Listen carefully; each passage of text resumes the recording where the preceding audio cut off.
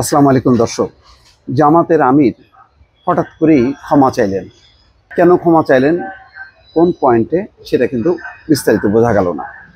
বলছেন যে আমাদের কোনো আচরণে, পারফরমেন্সে কষ্ট পেয়ে থাকলে ক্ষমা করে দেবেন জামাতের আমির। জামাতকে ক্ষমা চাওয়ার কথা বলা হয় ৭১-এর মুক্তিযুদ্ধ প্রসঙ্গে। ওই সময় দলের যে ভূমিকা ছিল স্বাধীনতা মুক্তিযুদ্ধের বিরুদ্ধে, সেই ব্যাপারে সকল পক্ষই বলেছে যে এই ব্যাপারে জামাতের ক্ষমা চাওয়া উচিত জাতির উদ্দেশ্যে। এই কালিমা থেকে মুক্ত হওয়া উচিত। জামাতের বর্তমান যে রাজনৈতিক ভূমিকা, এটা বেশ প্রশংসনীয়। অনেকটা মুরব্বী বা অভিভাবকের মতন আচরণ করেছে। রাজনৈতিক ঐক্য প্রতিষ্ঠা করা, ফ্যাসিবাদ বিরোধী সকল শক্তিকে এক থাকা, সেনাবাহিনীর বিরুদ্ধে অপপ্রচার না চালানো এবং সর্বদলীয় বৈঠক, এইসব অবস্থানগুলো খুবই প্রশংসনীয়। কিন্তু স্বাধীনতা এবং মুক্তিযুদ্ধ বিষয়ে এই প্রসঙ্গটা কিন্তু এখনো অমীমাংসিত থেকে গেল।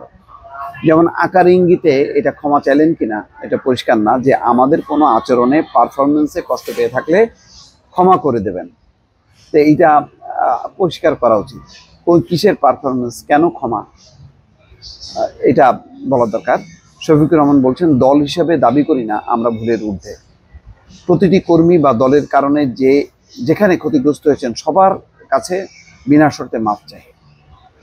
আপনারা আমাদের ক্ষমা করে দেবেন। আমাদের কোনো আচরণে, কোনো পারফরমেন্সে কষ্ট পেয়ে থাকলে ক্ষমা করবেন। মঙ্গলবার দুপুর 12টার দিকে রাজধানীর ডিপ্লোমা ইঞ্জিনিয়ার্স ইনস্টিটিউশনে আয়োজিত এক জরুরি সংবাদ সম্মেলনে এই কথাগুলো বলেন।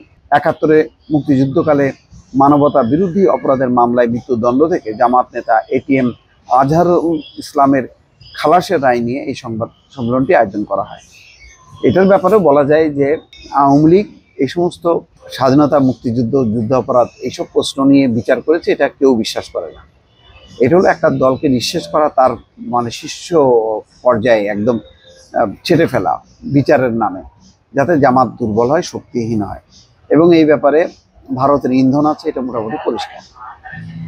সুতরাং এই রায় নিয়ে অবশ্যই প্রশ্ন তোলা যায়, কথা বলা যায়। কিন্তু ওই যে দলগতভাবে স্বাধীনতা মুক্তিযুদ্ধের সময় জামাতের ভূমিকা, এইটা নিয়ে কিন্তু বিতর্কটা রয়েই গেল। শফিকুর রহমান বলছেন, এই রায়ে প্রমাণিত হয়েছে সত্যকে চেপে রাখা যায় না, সত্য মেঘের আড়াল ভেদ করে আলোর ঝিলিক নিয়ে আসে। এখন সেই সময় জামাতের অনেক নেতা কার কি ভূমিকা ছিল সেটা মানে বিচারের ব্যাপার।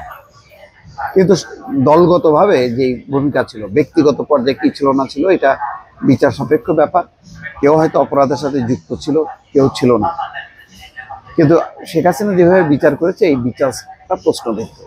কিন্তু দল হিসাবে জামাতের স্বাধীনতা মুক্তিযুদ্ধের সময়কার ভূমিকাটা কোনোভাবেই সেটি সমর্থনযোগ্য ছিল না।